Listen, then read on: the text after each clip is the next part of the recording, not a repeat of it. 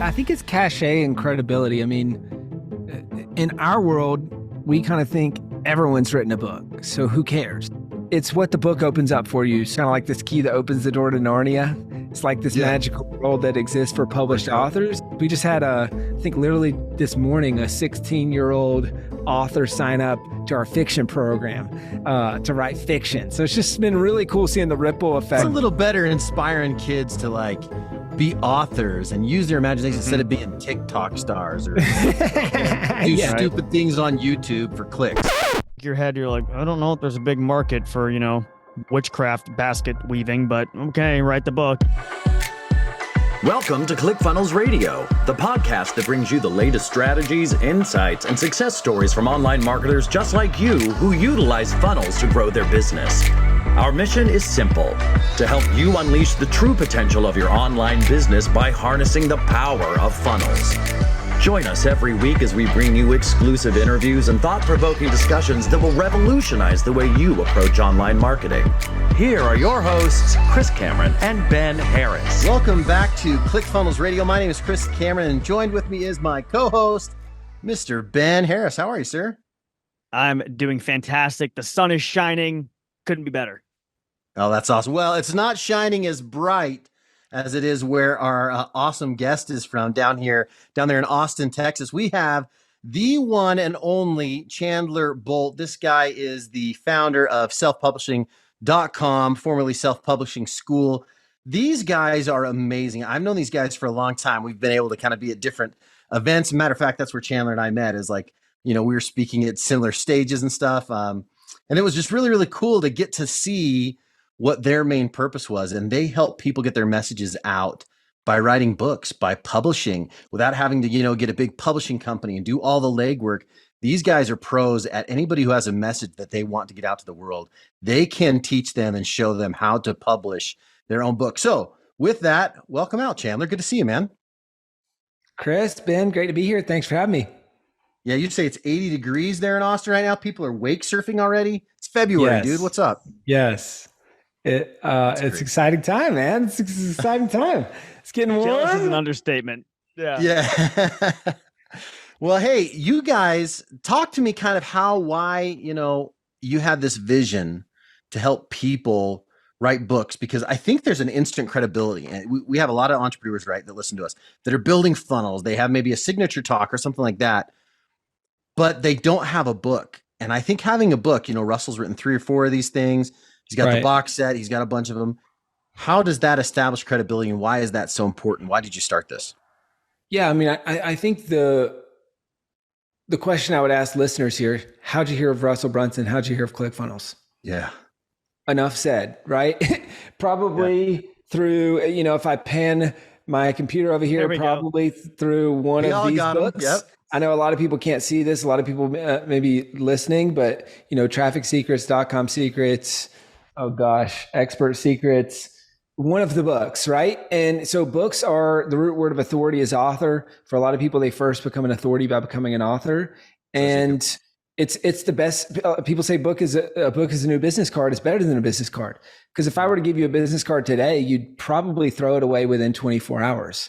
But if I give you a book, you keep it, and every time you see that book in your house, in your office, you think of me, you think of my business. So I look at a book as like kind of like a virtual handshake, a virtual introduction to you, your methodology, and your business. And I think that's why I was excited to do this show, because we're just super aligned on that methodology. I mean, we go speak at events together, and what are we doing? We're slinging books, because we know you get into someone's backpack or bag or whatever on the way home, they're reading that book. And when all the other speakers have faded, all the other vendors have faded, all the other things, like they read that book on the airplane home, or it's in their life. And then that is what helps take people to the next level with you and your company. So we practice what we preach, and you guys do too. And by the way, a free plus shipping funnel still works. That's right. It's one of the most profitable funnels. Like I forget who the marketer was that said this. It was like, as a marketer, we get tired of our marketing way before our customers do. Yeah. And so we want to do something new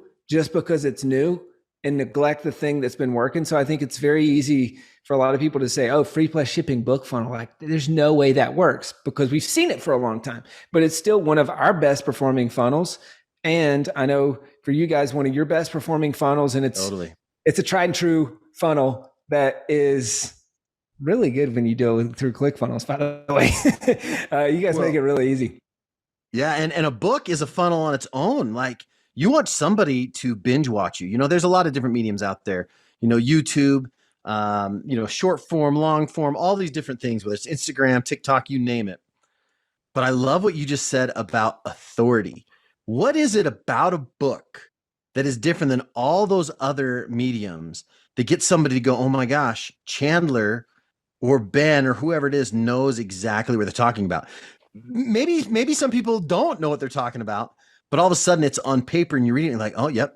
This gal knows what they're talking about.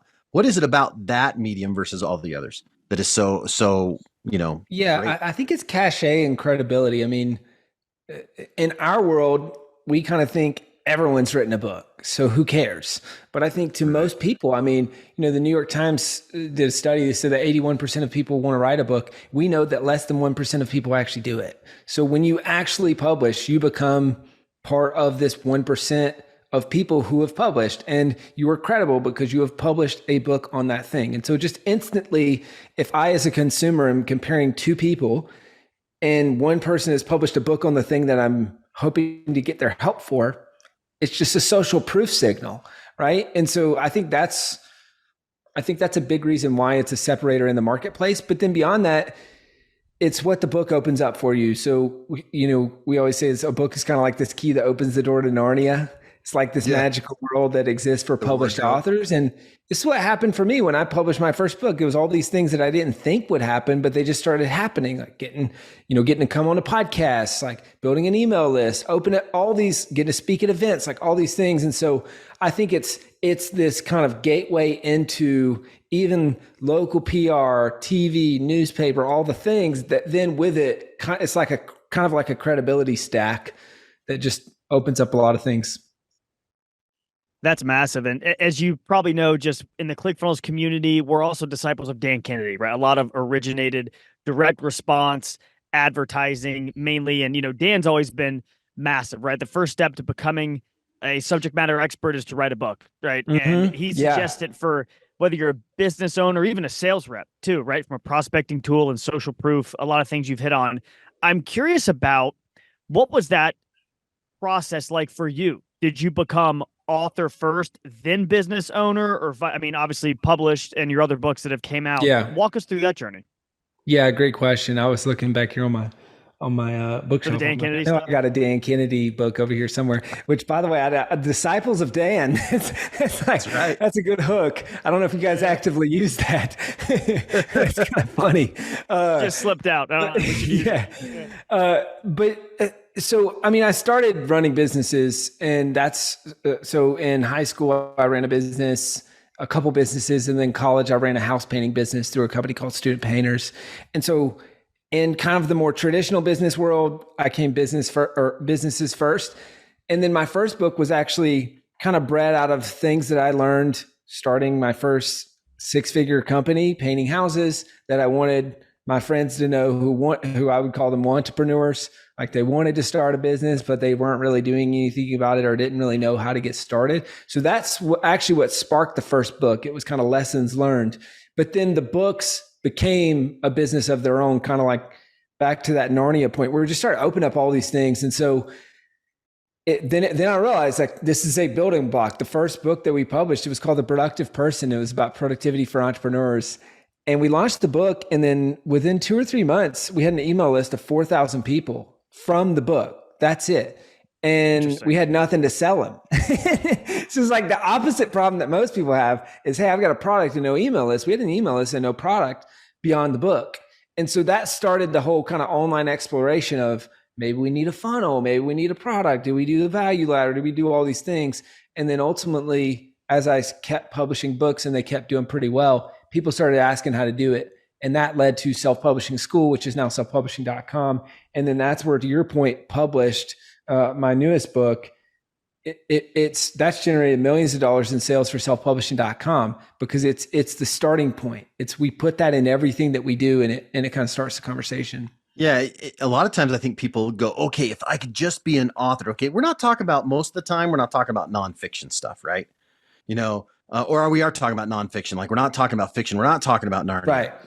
We want, a lot of times people think, oh, if I could just be an author. Well, that doesn't, millions of dollars don't come from just being an author. You said one key phrase here, and we talk a lot about it here at ClickFunnels, is value ladder.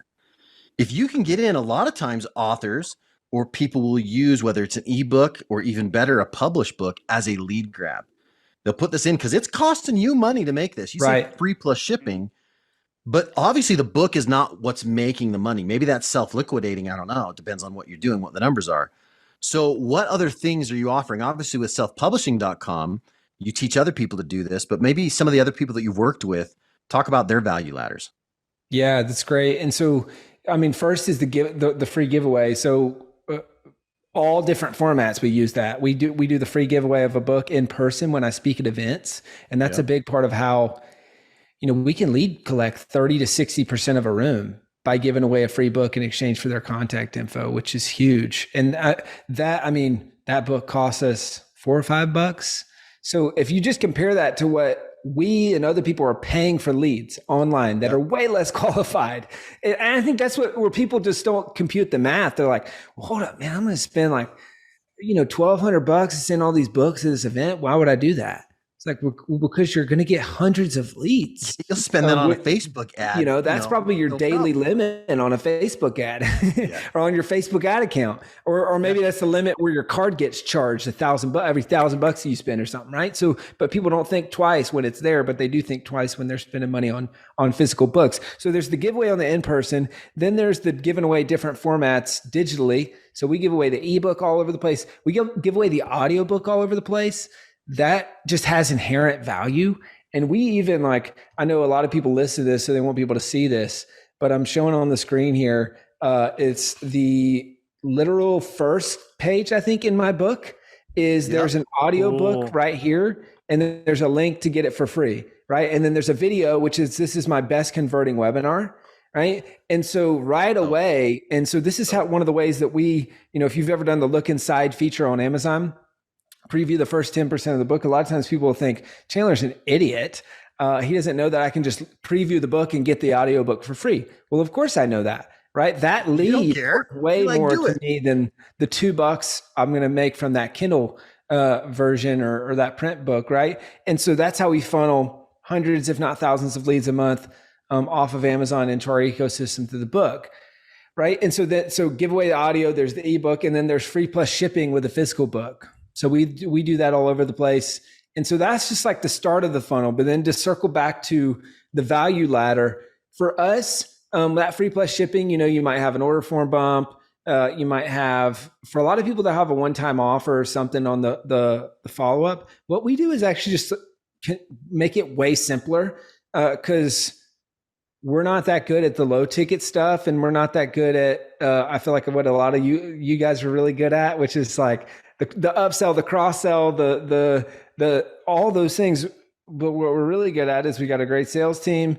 And so on our thank you page for the free plus shipping funnel, and this is the place almost all of our funnels kind of follow a similar structure, is they get the free book. And on the thank you page, it's like, hey, this book's coming to you in the mail.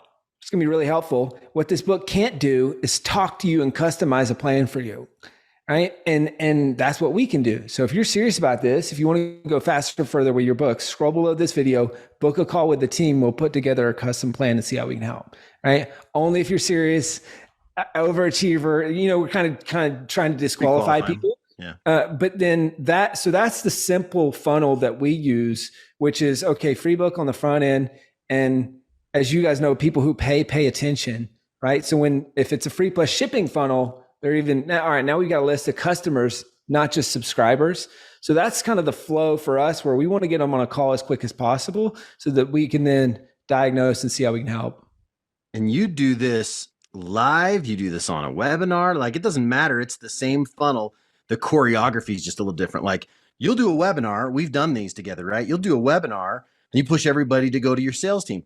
If you're at an event, you'll speak for, 60 minutes or 40 minutes or whatever they give you. Exactly. And then people are cruising back to your table to schedule like a strategy session. It's all pushing back to get them that customized plan. It's genius. Exactly. And we'll embed the book into our webinar and into a bunch of other stuff because it increases our show up rate. Right. Yeah. So we're like, hey, if you register for this webinar and show up, you'll get a free copy of the book. So now there's inherent value if they register for the webinar. It also boosts your show up rate. And on that webinar, at the top of the webinar, we'll say, hey, if you stay to the end, that's how you get the book. And so it helps with your stick rate. But then to your point, when I'm speaking at an event, I'll typically split the room. That's how we do it, at least, is I'll say, hey, how many of you are you're on the maybe next year, maybe someday list for writing a book, and get people to raise their hand. Okay, perfect. Well, and a lot of times the team will have passed out these little cards, the contact cards, right? Which I'm doing a little pull-up challenge this month. So this is like just my tally of all this. How many are you doing now? 95? It's 100 a day, but in sets. So this is like my tally. So I got 22 more to do today. There you go. Stay focused though. After this interview, I would have done it before the interview, but I would have showed up out of breath. But so I'll give the card, right? And I'll say, hey, perfect. Fill out the card on the way out, hand it to my team. We'll give you a copy of the book. And that's kind of my way to split the room. And then I'll say, all right, but how many of you, this is on the next 6 months, like this year list? Okay, if that's you, we want to sit down and talk with you while we're here. Now, you can also get a free copy of the book. That's fine too. But make sure that you sit down and talk with us and let's put together a plan. So kind of, because the ultimate goal is, hey, if people are serious about this, we want to sit down with them and create a plan together and show them how we can help. And then if they're in the consideration phase, we want to give them a book so that in the future, they'll have the book and they can read the book, and maybe that book will take them from the consideration phase to the I'm ready to buy phase, or maybe it's just there when they're truly ready to get started. That's awesome. If you don't mind, I have to take like one step back. It's kind of a two-part question because my ADD's been going crazy. It's been in the back of my head.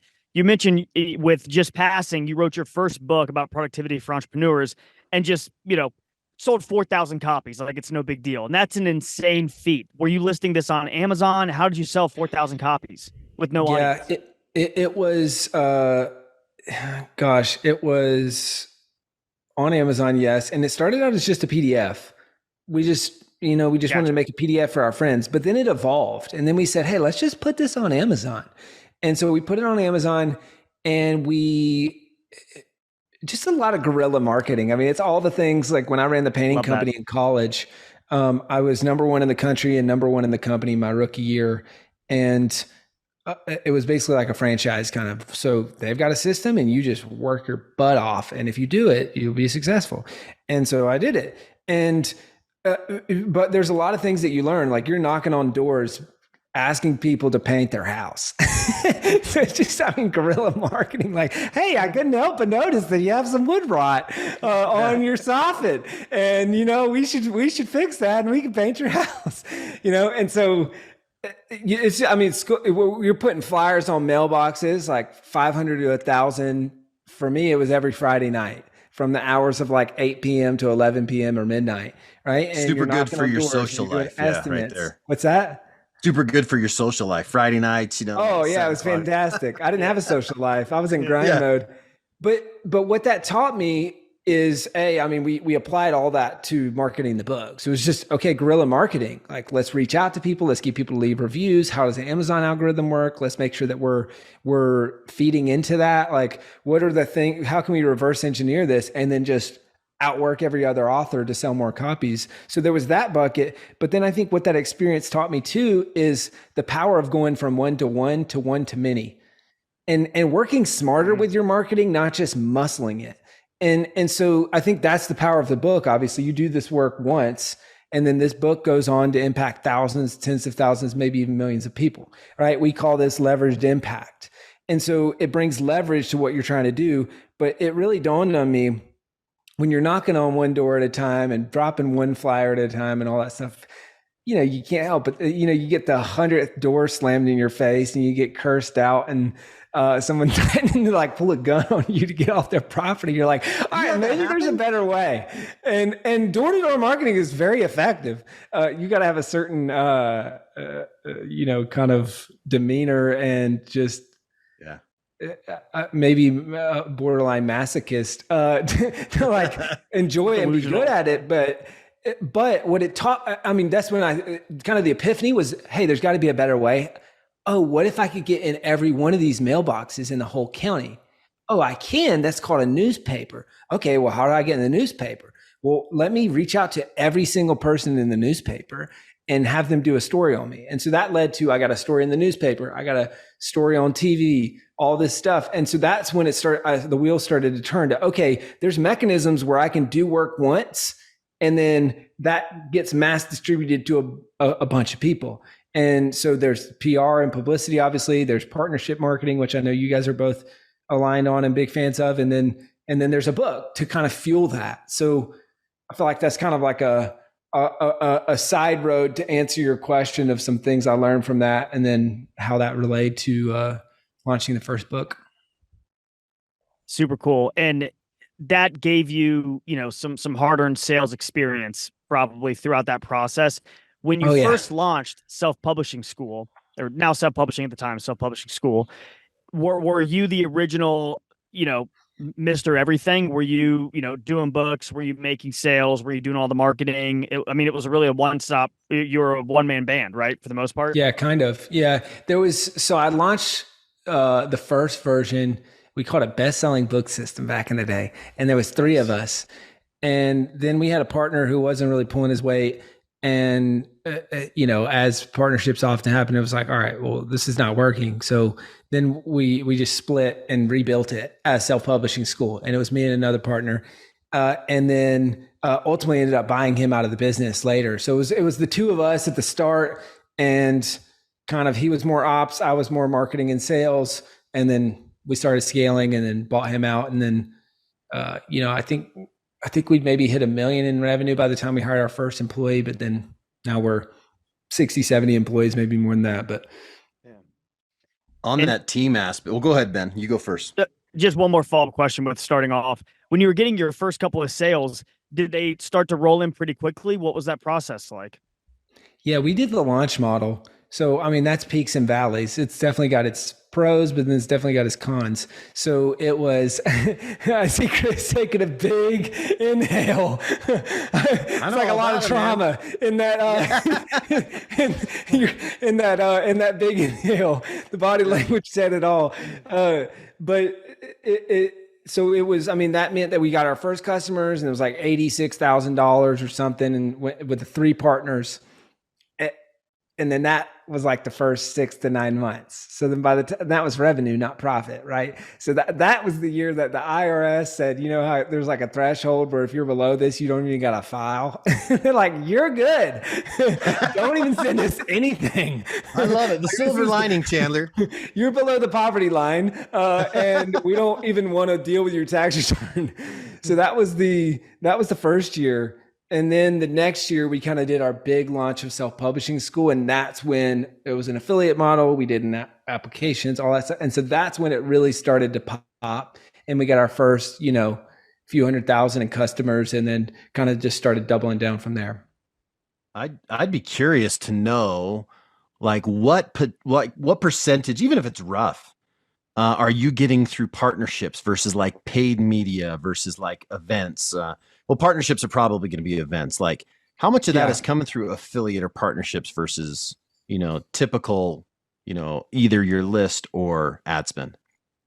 Yeah, I would say partnerships is probably about just under half of our revenue right now. That's great, man. It's our fastest growing channel. And so business development, shout out Pedro Matos. He's the man. Just killing it. He's everywhere. He's built that channel from the ground up, and we did a little over 5 million last year in partnerships. The year before that, did 2.5. Well, he did his first year doing that was like $1 million, right? Something like that. Yeah, I think that's crazy. Yeah, we started speaking back in 2018, and that wasn't even he wasn't even running business development yet, but we did $1 million in that year from speaking. And that was the first year I ever spoke. But that was through kind of the model we just talked about. Yeah. But it's, and then we kind of got away from it. And then he's been building it back up, and not even just back up, taking it to new heights it's never even been before. So that's our fastest growing channel. And then got ads, organic, SEO, all the other stuff. But weird question. What is the most fascinating person that you've helped, like, get their book and their message out, like something off the wall? Anything you can think of? Oh gosh, fascinating, man. You're writing a book about this? Yeah. I mean, there's some ones that I won't say on here that are just absolutely absurd. But I mean, we put the power in the hands of authors, right? And we've published about 7,000 books in the last decade, or just under a decade. We've published 3 today. We've published whatever it is, 130 something so far this year. So we publish roughly 3 to 8 a day. I think on Tuesday we published 8. And so, I mean, we just publish a ton of books in every genre you could think of. And we're not deciding what gets published, the author does. So there's been some crazy ones. I don't know if this falls in the crazy bucket. Well, I know it doesn't fall in the crazy bucket, but just kind of just a fun story is one of our early authors. He wrote and published a couple books about physical therapy with us. His daughter saw him do it, and she said, "Hey, Dad, I want to write a book." She was 8 years old at the time, and she ended up doing it and wrote a book called The Fairies of Waterfall Island at 8 years old. And incredible story. The book made thousands of dollars in the first month or few months. She donated it all to autism awareness charity. She started doing speaking gigs. Like, she spoke at her school, made $1,200 or something like that. Like, they paid her like a $250 honorarium, and then she sold a ton of books. Yeah. And now she gets a monthly, like, quote unquote allowance, and it's her book royalty checks. Right. So that's certainly one of my favorite stories. I talk about that in my TEDx talk, and we talk about that all the time, but that's one of my favorite stories because she's inspired all these other kids to write books. We just had I think literally this morning, a 16-year-old author sign up to our fiction program to write fiction. So it's just been really cool seeing the ripple effect of that. It's been That's fun. A little better, inspiring kids to like be authors and use their imagination instead of being TikTok stars or do stupid things on YouTube for clicks. Like, authors are cool. Has there been anything that's caught you by surprise of, maybe this is the early days now, but going through onboarding an author in the back of your head, you're like, I don't know if there's a big market for, witchcraft basket weaving, but okay, write the book. And then it sort of, kind of takes off a life of its own. Anything stick out to you? Oh man. There was one that was, oh gosh, it was for, let me look this up. It was for notary agents and mobile notary. Okay, there it is. Bill Soroka. I knew the name, but I can remember the book. So he's got Sign and Thrive. How to make 6 figures as a mobile notary. That's awesome. And a mobile notary and loan signing agent. I'm looking at this listing on Amazon right now. 1,463 ratings and reviews. The book has done incredible. And you might think, I'm like, what even is this? Like, what mobile notary? And I mean, now I know, but, and so I think it's just a testament to, we've all heard the saying, the riches are in the niches. And so for our authors, oftentimes they're worried that their market isn't big enough. And we encourage them to niche down, like get more specific with your audience, and your book will likely do better. So I think he's a great example of that. That's awesome. I want to shift gears a second here too. Like, obviously we really covered a lot about why having a book is huge, how you can use it in your value ladder, how you can gain customers and all this. But Chandler, you've built a business, which is totally different than, going out and even teaching people how to write books. Now you've built a team that you said, 60, 70 people? Yes. And Laura, who's been on the podcast a ton, a lot of you guys know Laura Demetrius, actually used to work with you. And she said, hey, tell Chandler I said hi. But she also said a lot of the stuff that she uses, she's our director of communications over here at ClickFunnels now. She says a lot of the process and everything she uses came, and she still uses, from you. Like, What have you learned? Like, talk to us about some of the biggest lessons that you learned in growing and scaling this business, not only in revenue, but in people. That's cool. That's fun. Thanks for sharing that. Shout out Laura. She's amazing. Yeah. It's funny, man. I hear that pretty often, actually, from people who used to work at the company. And when it's the only thing that you've known, it's like, well, I don't know. I've never really worked at another company, so I don't really know what we're doing that's different. But it's funny. I actually created I've got a YouTube channel and a podcast on this. It's not even a business. It's just kind of like a fun little thing that I did back in the day. It's called the 7-Figure Principles podcast and the 7-Figure Principles show. It's about all these things I learned scaling a business that my entrepreneur buddies would ask me about, and it's just laying it out. Now, it's also, I use it for internal training for my team. That was really one of the big pieces. How do you run a one-on-one? How do we run meetings? Going back to that point of leverage, if I have to explain something 10 times every time a new employee comes on board, well, what's the best way to do it is to create the ultimate video on that and then just have that video be part of their onboarding. So it's kind of like a good way to just kill a bunch of birds with one stone. But I think, man, what we've learned, or what I've learned, is systems, leverage, people, just a bunch of the non-sexy stuff that it takes to truly scale. And I think probably my superpower is I'm really, really good at operations. Really? I mean, really good at, it's just like I nerd out on that stuff. And so that's kind of maybe some of the secret sauce. A lot of entrepreneurs are not. Exactly. So for you to have both of that dual is huge, man. That's why I created that channel, because all my entrepreneur buddies knew that I was that guy. So they would hit me up. Hey, I'm about to run an offsite. Like, I know you do this. How do you do it? And it's like, all right, cool. Here's the video. Let me know if you have questions. But I want to drop the mic, and it's like 30 minutes long on all the things you need to do to run an offsite or whatever else. So I don't know. That's just the ops stuff. It's what I'm good at, which is very different from most people. So we'll just lip sync from Ben. As I muted, anyone seeing the video, you can make fun of me. Comment below. As you know, you guys continue to scale and grow through different avenues. Do you see yourself maybe having to evolve to different principles, or do you feel like it's sort of the keys to the kingdom and can grow with you? Yeah, that's a great question. I think a lot of the core things remain the same. But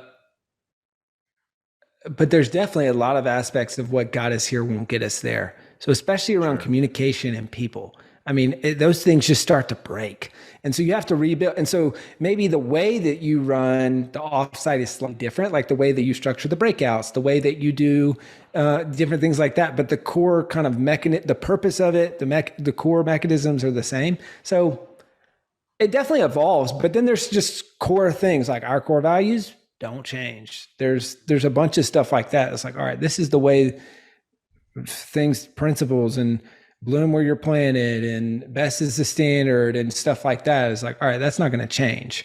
But some of the operational mechanisms will just have to evolve. You talk about offsites a few times. I hear you mentioning that. Are most of your employees on site, or I know Pedro's in Brazil. I mean, he's traveling around all the time. But how many people are on site? And I'm assuming not all of them, and maybe that's why you're doing offsites. I'd be interested to hear culturally how things work with a remote team, and is the on-sites a big part of bringing them together, and does that happen often? Walk us through all that. Yeah, it's funny. This is like the game of where in the world is Pedro Matos. That guy's all over the place. He's in Dallas at an event today. But the whole team's remote. And we've got a handful of people here in Austin. I've got a video on the channel on how we create a good remote culture. But I'm exploring this week, building out, or not this week, this year, building out like a micro office to test that out, and specifically for our SDR team. And so for sales development and some sales, I'm going to test that out, because I just think there's a lot of advantages of it culturally and just training, ramping, onboarding, like all the things. And so I'm exploring it. I think we'll see. probably have a lot to learn from you guys. I know there's a big hub in the Boise office, and I think some of your people are remote, but yeah, a lot of remote. It's funny you mentioned that about SDRs. It probably depends on the role, right? Is being in an office and collaborating. If you're an SDR and you got a sales floor, a boiler room or whatever, and these people are talking, man, when I used to do that years and years ago, I was selling financial stuff.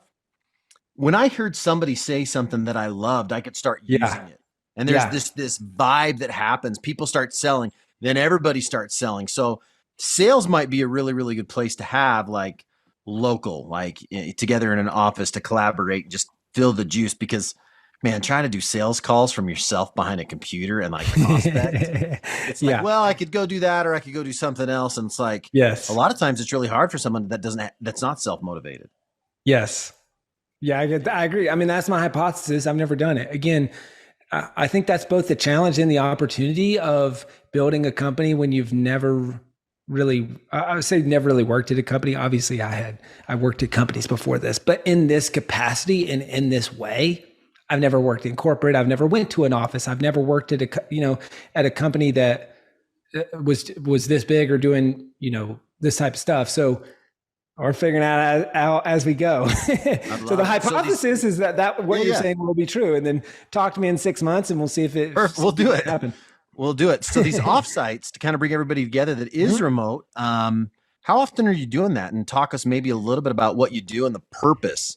Like it's okay to get everybody together, but I'm sure you have a purpose and it's orchestrated in a specific way. Yeah, it's twice a year in person currently, and quarterly leadership team. And that's something we're currently reevaluating, is what's the best cadence for that as we grow. The purpose is solve some of the biggest challenges in the business, capitalize on some of the biggest opportunities in the business, build culture. Like culture and team is predominantly there. And so the way we'll do it is we'll fly in the team typically on a Wednesday. We'll have kind of dream and vision. Then we'll go into more practical, kind of like we start at the 30,000 foot, then go to the 10,000 foot day 2, and then 1,000 foot day 3 on that Friday. And so we're kind of remixing some of the ways that we're doing it, but we'll break out as teams and do some cross team jam sessions, all that stuff. And then we'll typically have a fun day on Saturday and,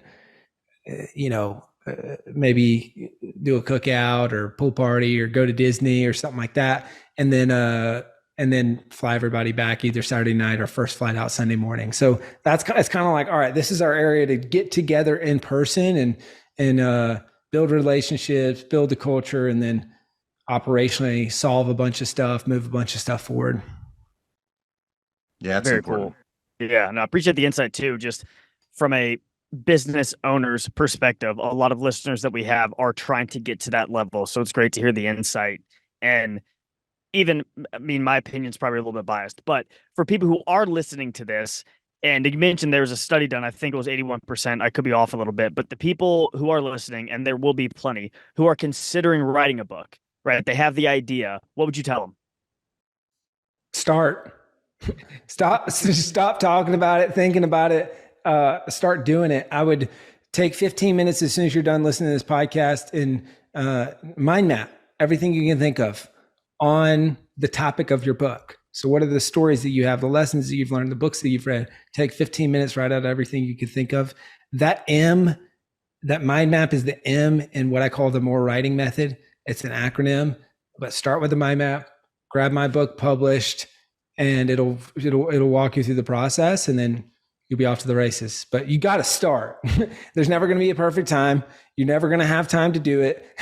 There's all these excuses that you'll make on why you can't do it. You got to start. Yeah, that's great. That's great.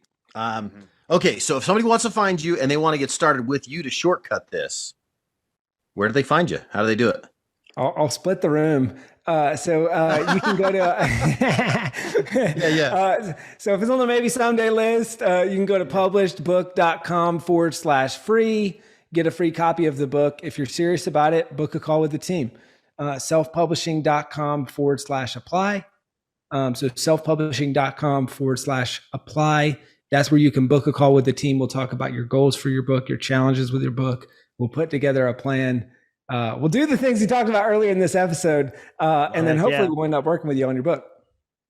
Awesome. Well, we could talk forever, man. You are awesome. It's been fun getting to know you over the year and watch this growth that you've had. So not gross, but growth.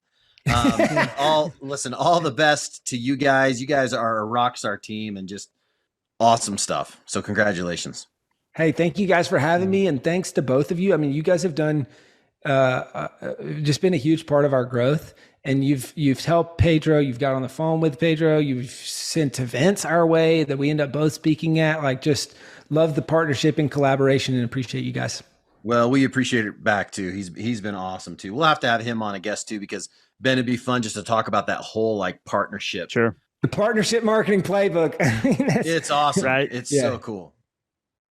That's awesome. I have one more off the wall question. Chandler, who do you think's more famous, you or your brother? Oh, my brother. It's not even close. I've gotten stopped in airports or in the public. I could probably count it on one or two hands, and I'd run out of hands and feet for how many times I've gotten stopped while being with my brother. I know there's a story here, but why can't I remember this? Who's your brother? What's the deal? Need to Breathe. He's a bass player for Need to Breathe. Won a Grammy. Oh, yeah. Or sorry, not won a Grammy. They were nominated for a Grammy. That's awesome. A big asterisk there. But then also has Bolt Farm Tree Houses. And so they've got like they were on Netflix, World's Most Amazing Vacation Rentals. And Bolt Farm Treehouse Instagram is like kind of blows up. Talented. I know, right? Great parents. So cool. Yeah. Love it. That's awesome. Okay, man. Well, thanks for coming on. We'll talk to you later. Thank you, guys.